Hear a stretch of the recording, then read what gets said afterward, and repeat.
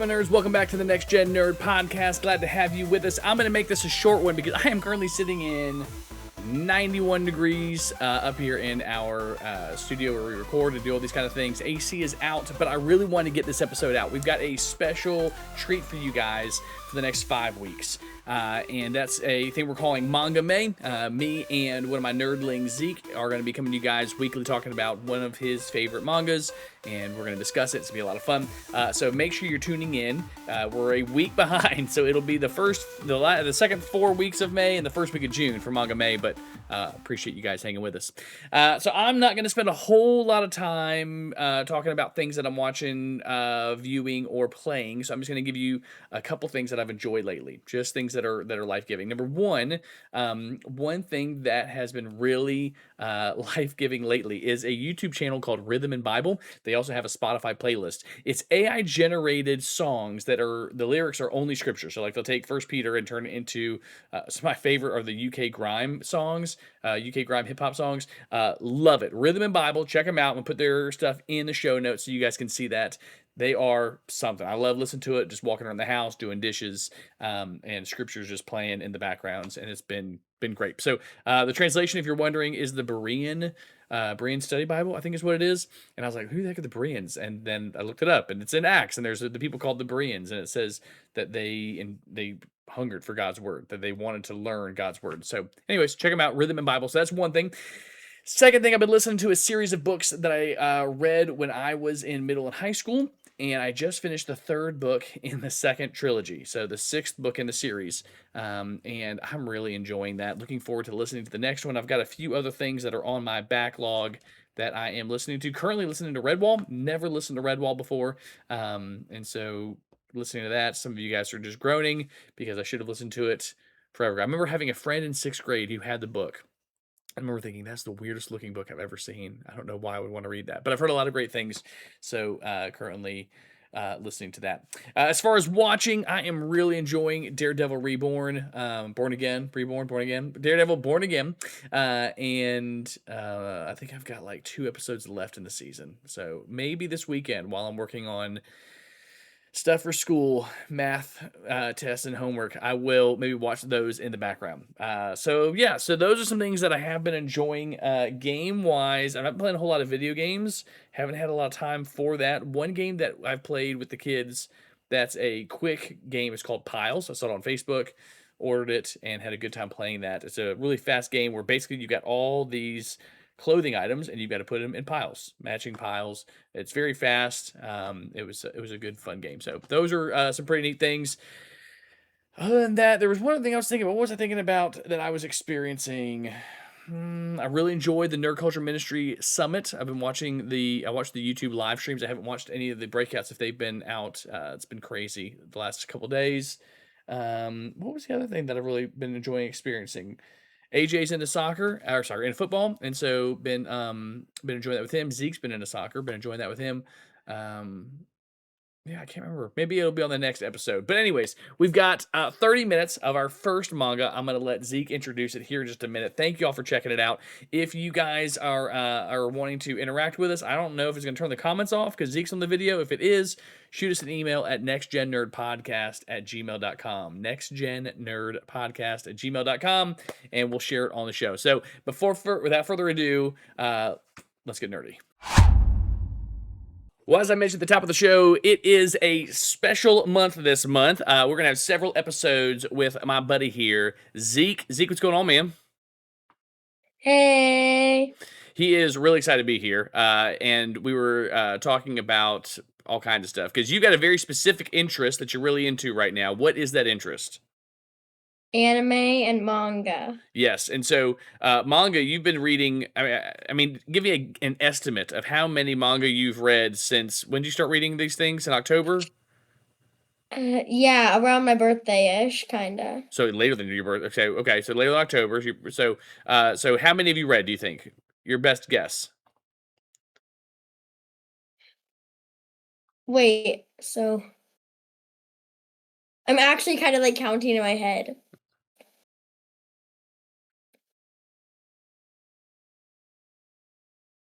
Maybe about like 35? Nice. So 35, and actually I think it's maybe a little higher because you've read how many Naruto? About I'm on volume 23 right now. So I got 23. 22. So I'm gonna do 22 plus 5, which is 27, plus 3, which is 30, plus 1, which is 31. Actually, it's more like 42-ish because I read about 11 Full Metal. Yep, and you've got Zelda that you read, and you Right, so read. 45. Did you read one of the Bleach ones? Yeah, I read 2 of the Bleach So ones. read a bunch. I read a Didn't like bunch. those ones that much. And as a dad, it's important for me to know kind of what you're ingesting, right? Like what you're reading. So I said, hey, why don't I read some of these, and just to go ahead and put a timetable on myself, why don't we do a bunch of episodes in the month of May, and we'll call it Manga May. We'll call it Manga May, and we'll do a different one each week in May because there's 5 Fridays. This one's coming out a little late, but that's okay. We're gonna jump on it and get them going. And so we said let's do that. And so we would talk about them. We're gonna rank them a little bit and kind of go from there. So you excited to get started? Yeah. So for anybody who has no idea what manga is, give me before we jump into that, what's some life-giving things that are happening for you right now? So what are some just exciting things going on in life? School is gonna end soon in like 3 weeks. Yes. Which is very exciting because then I'm going to stay home. Now, we don't know if you have summer hours yet, but if you do have summer hours, then you're not going to get to stay home the entire time, which No. is exciting for me as well because then I get to see you suffer. Oh, is that what you want? Yes. And then you get to reap the fruits of that by having extra money as I work in my summer hours. Maybe I'll just spend it on Asher and Charlie. That's what we'll do. We'll spend it on them. So that's one life-giving thing. Anything else you want to share? Anything else that's exciting going on right now? Not really a whole lot. Okay. You're gonna play. Play's coming up in a couple weeks. Oh yeah. Yeah, I'm gonna play. Yep. I'm on Dream On. Very nice. Very nice. Yeah. Which tells the story of Joseph, and you play young Yep. Joseph. And Benjamin. And Benjamin. Very nice. So those are some life-giving things. What are some other nerdy interests you have besides manga? Well, I like Star Wars. Star Wars is fun, cool. Yep. I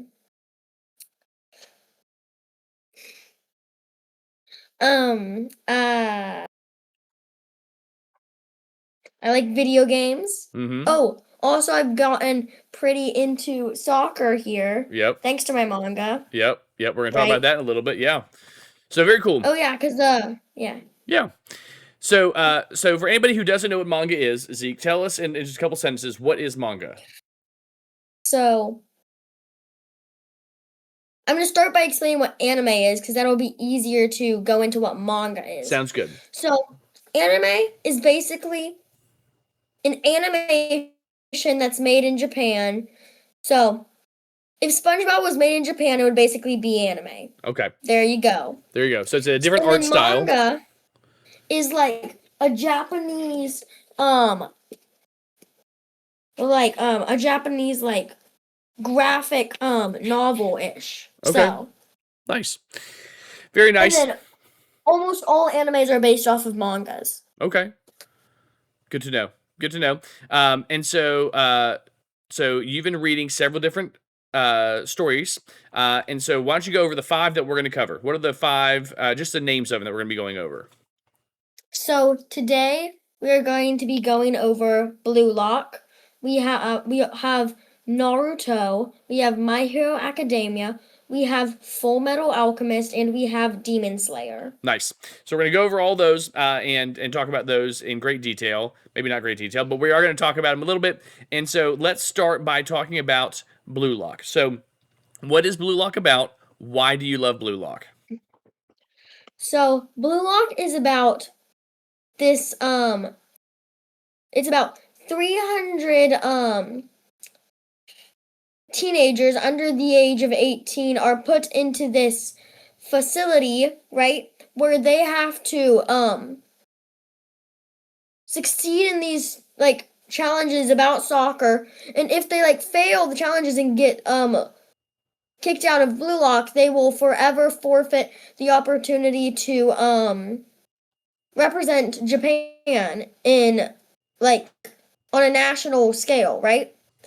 So it's basically that. Like so it's basically like it's not life or death, but it's like their career could be over if they fail, right? And what I find very appealing about the story is I love the intense scenes when you feel like that, because there's many moments whenever the main character feels like there's like no way that they can possibly win, right? And then like just the intense moments in the series. Also, it has amazing art. Yes. So I've likened it. It isn't life or death, but I've likened it to almost like Squid Games meets soccer, which Squid Games is another thing that you enjoyed watching in the last year, and so I could see there being some enjoyment there. And I would agree that as I was reading Volume 1, and I only read Volume 1, as I was reading Volume 1, it does make soccer look very exciting, which is not always the case when you're watching sports stuff. It doesn't always look exciting, but it does look very exciting. And yes, very nice art style there as well. And so as you're reading this about soccer, you decide that you want to play soccer. So tell us about that.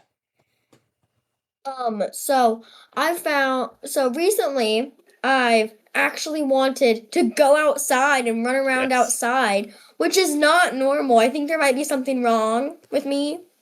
I need to get that checked out, but we haven't yet. So, I have my soccer ball right here, right? And I really enjoyed going outside with Asher and kicking the ball around. Mm-hmm. Though it has been a struggle sometimes trying to like learn the different rules and trying to increase my shot power, distance, and my jump height and speed. Yes. So We've been injecting you with steroids to turn you into Captain America, but it just hasn't taken yet. It hasn't taken yet. So it's taking some effort and having to train. And we've talked about training regimens and building endurance, all those things. So very exciting to see kind of where that goes.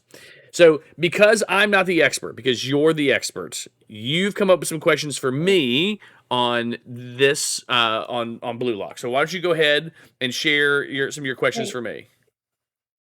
Sorry, they're on here. So the first question.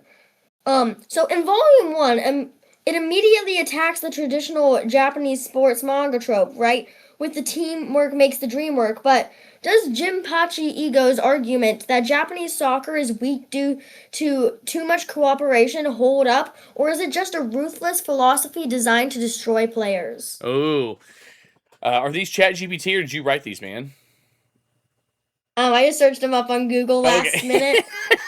Okay, I think it's a great question. So, yeah, the general idea here is that it's not teamwork, right? Which is just about every sports film, sports book, sports story is teamwork. And here they're focusing on a single player. That if we can get a single player to a certain level, that's what's going to push us over the top. I would say one of the things that's interesting with that idea is that when you look at team loyalty, not just for soccer, but for so many sports, there is typically this draw to a single player, right? Like you have a favorite player, you follow that player, and that's kind of what brings some prestige. In fact, I'm thinking of teams that I can't think of a single player that's ever played on there, and no one cares about those teams. So that's not true. I'm sure someone does. That's why they still exist. So I think that it's not a bad strategy if you have a great player. I think the problem is it would increase the visibility of Japan, but I don't think it would actually increase the overall potential. Now, the question is, you've got through Volume 5, right? Right, and I've watched a whole bunch of the anime, which has gone farther than So volume 5. it would be interesting to see, like, if they eventually take these ultra high athletes and start placing them in other positions, right? Like they may not be the number one person who's striker, but they're foreshadowing. But maybe that eventually happens. There you go. So I'm wondering if that's going to be like the end game, right? Like you're trying to see what rises to the top, but then you still have this great view of other abilities that people have. So no, I don't think it's. I think it's interesting. I think it's much more fun to have it competitive rather than kumbaya. We're all getting along. It also helps you to root for a single character, which for me is really hard because I don't really. It's difficult to tell them apart. To be fair, in other manga that we're going to read and talk about. The characters feel much more distinct. This one, that was a big trouble for me, was they felt very, not personality wise, but just trying to tell them apart was challenging. So I think it's a great story. I think it's gonna be good. So what's question number 2? Question number 2. So, at the start of the book, Yoichi Isagi, which is our main character, chooses to pass instead of shooting, resulting in the devastating loss of the game. How does the tag game in the first chapter and his interactions with Bachira reshape Isagi's mental understanding of what a striker understanding of what it means to be a striker? So, yeah. So I will say this: the issue was not that he did pass the ball. The issue, or that he did pass the ball. The issue is not that he passed the ball. The issue was that he didn't trust his instincts. His instincts were, I should take the shot. But he didn't trust those instincts and he passed the ball, and that's what caused them to lose. In the tag game, they talk a lot more about instincts and how you have to trust those instincts because, in this case, everything's moving so fast, and so you have to have good instincts to know, and that's what I think they're really looking for in this competition is who has the best instincts. What do you think? My personal opinion on this is in the first, like in the beginning of the book, he passed the ball because at that point in the story he believed it's all about teamwork because right before he passed the ball, his coach had shouted all for one and one for all, right? And that had encouraged him that if he had passed the ball, that they would have won the game. But then after he had gotten that speech from Ego, that had like kind of like pumped him up. And we saw how he, instead of going for Igaguri, who had sprained his ankle on the ground, he trusted his ego because it was boosted thanks to Ego's speech, and then that caused him to go for the best player in the room, which was Kira. Okay. All right. So I can't tell if we agree or disagree on that. I'm not sure. I think we're in a similar place. I think so. Would you agree? Yeah. Okay. Somewhat. You said you had another question? I got 3 more. 3 more. All right. Let's hear them. 3 more. So, the stakes for failing are extremely high, being banned from the national team forever. Does this intense, high-pressure environment actually produce better strikers, or does it risk breaking promising players before they can grow? I want to hear your thoughts first on that one. So, I personally believe that having these high stakes could cause them to have to grow stronger as players in order to succeed. But then again, at the same time, if a very strong player slightly slips up, then they could get completely kicked out of the competition. But then again, eventually we see that that there are chances that some players could return, but those chances are very slim, and then in order to go through that, you have to go through immense training. So I think that it can break players before they reach their highest point, but also it makes people grow stronger, so kind of both. Okay. So this is not just 300 random people, right? These are 300 top performing soccer players, right? The 300 best players under the age of 18 in Japan. Yes. So they've already had opportunities to grow. They've already had opportunities to prove themselves, right? These are ones that are at the top of their game. So, and they're looking at playing on a national scale, looking at playing in a high stakes environment. I think it's good to test their ability to overcome those obstacles, right? If they were to crack and break down, they would not be players worth having on the team. If they're going to get stressed out when it's all on the line, and in this level of competition, it's always all on the line. So no, I think it's, and really, no one was forced to participate. Like they were all given the opportunity to participate or not. So they made that choice. They know the stakes. I'd say fair game. All right. So our next question is all about Meguru Bachira, right? You know who that is? Nope. Remind me.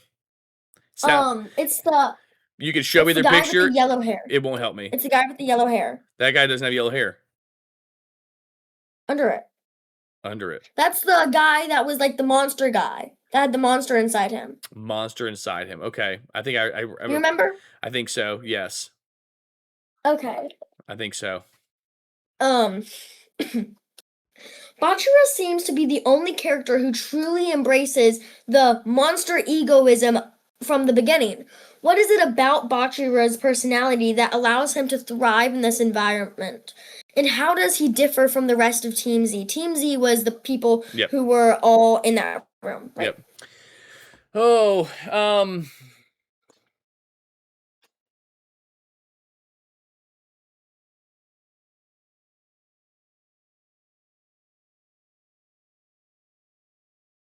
so again, if we're looking at instinct, right? If instinct really is the mark of a good player, right? Knowing, not having to think about what to do, just doing it. Having something inside him, this monster, kind of is that instinct. It may be a personification of his instinct. Is this monster that controls him, that makes him do these things, or whatever else? And so I think that could be part of it, right? That it's just a name he gives to his very strong instinct and his ability to follow that. It could also be, I don't typically think of very positive things when I think of monster, but it could also be that it's an excuse for him not to consider others, right? That he can just blame it on something else. So a disassociation from his responsibility, or disassociation from his humanity of caring for others. And especially in Japanese culture, where you have this very high cultural, the community before the individual. That's kind of, it's kind of a distinctive there of that personality, is to consider others and think of others. Whereas in Western culture, it's very much the individual. Like, what can I do? How can I make myself set apart?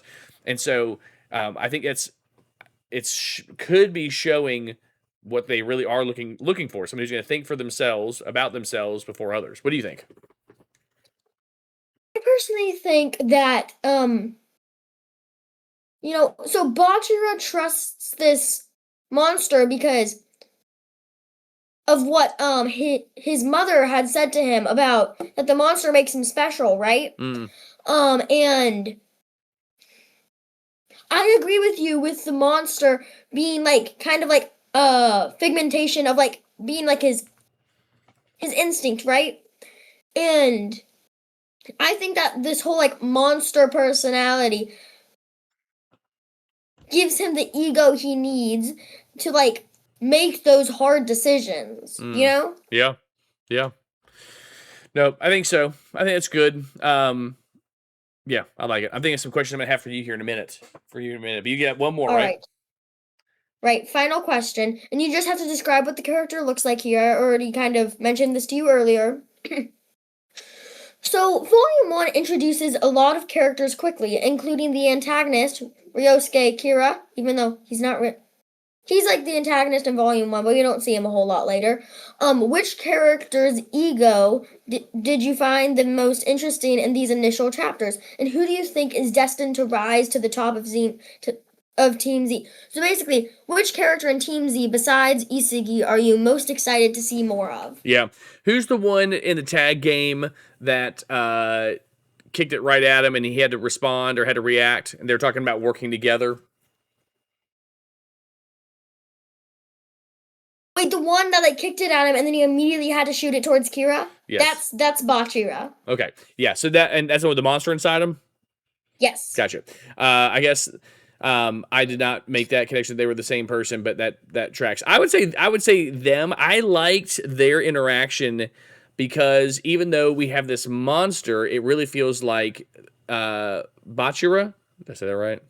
Right. Bachira is wanting our protagonist to succeed. Like he's wanting to support there, even though he has this ego that's really strong. I'm really interested to see that. I think that's going to happen. I think it's going to come down to the two of them at the end, and I think Bachira is going to submit, lower himself, so that our protagonist can succeed. That's what I think is going to happen. So I already know what happens much later, but I'm gonna go based off of what I was kind of feeling in the first volume, after the first volume. So the person who was most on my list would have also been Bachira, but I feel like that's kind of basic since you just said Bachira, so I'm gonna go with someone else who would have been like my second pick for who I was like most excited to see more of. I'd say Kunigami, Rensuke Kunigami. 1 second, I'll pull his thing down. Kunigami, because I believe that his whole entire idea about fair play and we need to play fair, and as we learn later, his whole entire like hero idea of wanting to be a hero really makes him like stand out. And besides Bachira, he was like most well represented in these first couple chapters. And whenever I finished the first episode, I was like, I want to see more of this guy. Okay. This guy's cool. Wait a minute. Zeke likes the rule follower? Zeke really likes that one? Is that how it works? Though he's not my favorite character out of all of them. No. Who's your favorite character out of all of them? Nagi is, but he only comes in at the end of the 4th volume, and then he's like all in for the 5th volume. Okay. If I read them all, then I'll get to that. I'll get to that. Eventually. All right, so we're gonna come back to the rating of this and kind of thoughts here on the rating. We don't have it to compare to anything else yet, so it's going to be at the top of both our lists, like right now. So that's definitely where it's going to go. But I recently read an article that was looking at the difference in the comics market in the United States, the manga market in Japan, and why the manga market in Japan is much more successful right now and much more profitable than the comic market. Do you have a thought on that without reading the article? Actually done my own research on this.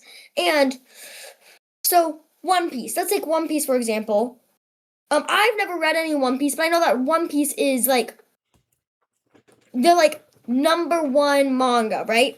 So One Piece, there's only One Piece. There's only one Monkey D. Luffy. It's easy to just follow one storyline. While in comics, there's like 15 separate Batman, and people don't know where to start and anything. You know, or anything. That's not a bad like. take. There's only like.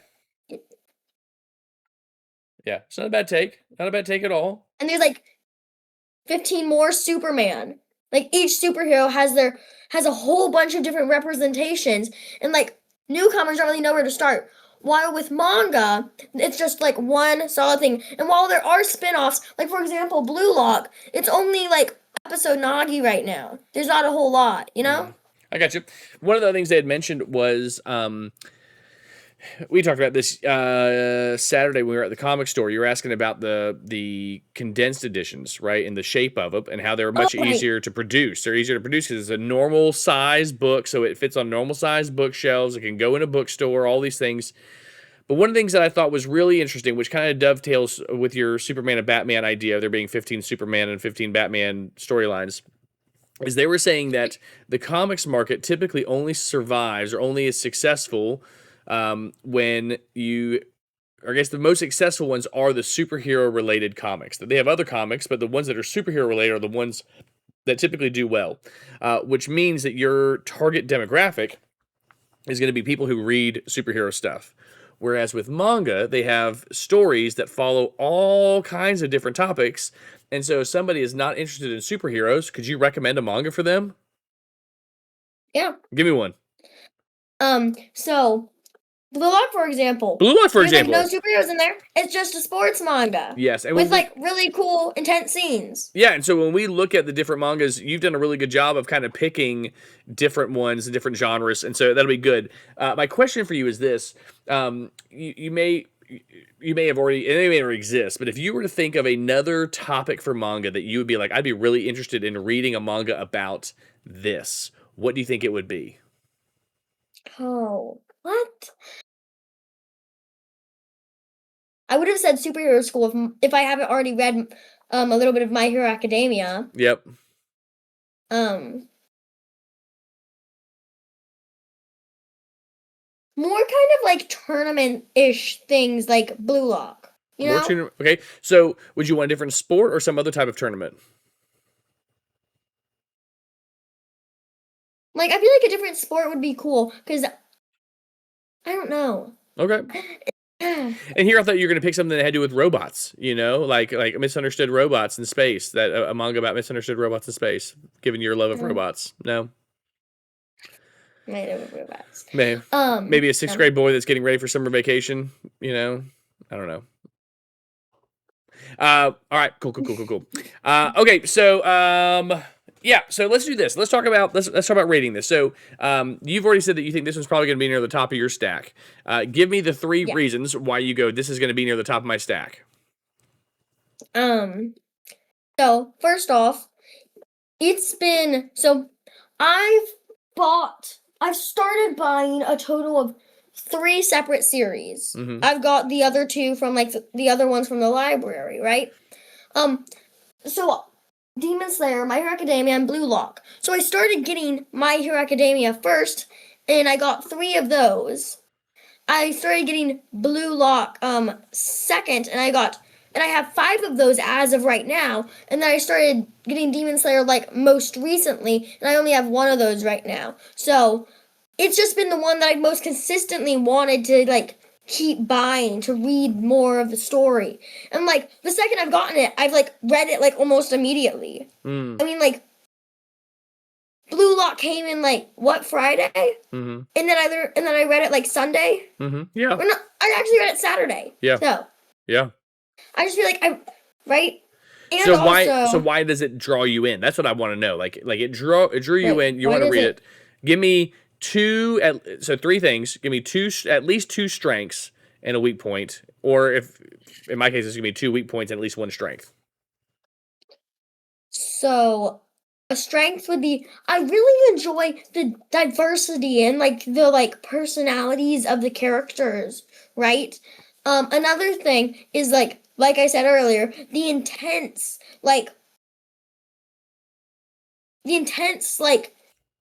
panels that could like change the entire game. Like I also really enjoy how in the story, like a character can get like major growth. I've said like a whole lot. A character can get like can get their awakening or enter the flow state or become like or like have that moment, but then they can still lose. So it's like anything can happen. Okay. Right? And even our main characters lost multiple matches before. Okay. Nice. And then a low point. Or it doesn't have to be low point. If you can't think of a weak point, but if you can think of a weak point, go this. Does it have to be about the manga? No, I guess not. Alright. So the season 2 animation is not as peak. Okay. All right. But it's still good. Still good. Okay. And so out of 5 stars, you're gonna give it what? So do I have to give 5 stars, 4 stars, 3 Nope. stars, 2 stars, 1 star? Nope. It's like S tier, A tier, B tier, C tier, D tier. So I'm putting Blue Lock into my S tier slot. Okay. As for now. I might change it later. I got you. So for me, while it was enjoyable, while it was exciting, while it does help me to understand why you're so excited to play soccer now, there were a couple weak points for me. Number 1, when I read, I like to read things that take me out of my world, right? I love fantasy stories. I love sci-fi stories. And so for this, it was way too grounded for me, right? Like I could see this, for the most part, happening, right? The idea of all these things. So for me, I didn't really, that was that. And number 2... Just wait till you get to later parts of the story. Oh, I'm sure. And number 2, I would say that for me, it was hard to distinguish the characters because they're all wearing uniforms and we're all normal-looking humans, which made it difficult for me to go, what's going on here? I understand they have different personalities, different names, all those things. And if I read 5 books, maybe I would be able to tell them apart better. But for me, those were 2. I can tell all the characters apart, even like the side character people. I believe you that could. No one knows. Maybe it's just because I'm getting old and I've got bad eyes. Maybe that's it. Definitely. Now it wasn't a terrible story. It wasn't that at all. I enjoyed reading it. Read it fairly quickly. But I would say I'm probably going to put it. I'm probably going to put it in my B tier. B tier. Okay, that's fair. That's fair. Yep. It's not F tier, so that makes me happy. It is not. It's not F tier. I'm gonna put it in B tier. So yeah. So that's that. We can change our tiers later on, correct? Oh well, as we go, we're gonna definitely stack them, right? Like I like this one more than this one, and we're gonna have it's gonna move those around. But for this first one, it's difficult to do that because it's just the one. So yeah. So any other thoughts on Blue Lock you want to share? Not really. Would you want to, but would you want to continue reading more volumes of the series? Because I love my son, and my son loves Blue Lock, I will probably read more Blue Lock. But if it was me and I had picked up one, I would be like, I'm content with one. But I will read more because you really enjoy it. And the dude in Volume 5 looks like a weird robot android alien thing, so maybe I will enjoy it more. He just looks really pale because of the cover. Sure, he is pretty pale, but he's not actually that pale, okay? But his eyes are like glowing green, so... Yeah, they like all get glowing eyes at one point. That's like the flow state. So maybe there's magic. I might be into it. All right, cool. That's whenever they like activate and they become super like OP. Perfect. Well, we will we'll stop it there. Guys, if you have any comments on this, YouTube won't let us have comments on these videos because Zeke's a child. Exist. But you can send us an email at nextgennerdpodcast@gmail.com, and we will talk about it on the next episode. nextgennerdpodcast@gmail.com, and we'll talk about your comment on the next episode. So Zeke, thanks, man. We'll see you next week. Bye. Well, that does it for this week's episode. So glad that you joined us for that interview. Don't forget, if you send us an email, we'll share your comment on the next show. You might even win some really cool stuff. Not really cool stuff. You're going to win. I'll show you what you can win. I've got a bag of pins with my face on them. I got magnets with my face on them. I got stickers with my face on them. You're going to get my face. That's what you're going to get. So don't forget to comment on those things. Like the video. Subscribe to the channel. That'd be great. If you're listening to us on Spotify, do all the same things. If you are listening to us on Apple Podcasts, give us a review. We need all the help we can get. We really appreciate it. I appreciate you guys taking time to listen with us. If you want to connect with us in any other way, you can find us. We've got a Facebook group, NextGen Nerd Podcast. We have I'm on Instagram at NextGen_Nerd, and all the stuff. It's all in the show notes. Feel free to check those things out. We appreciate you guys. Can't wait to see you next time. And until then, Peace out, Seacrest.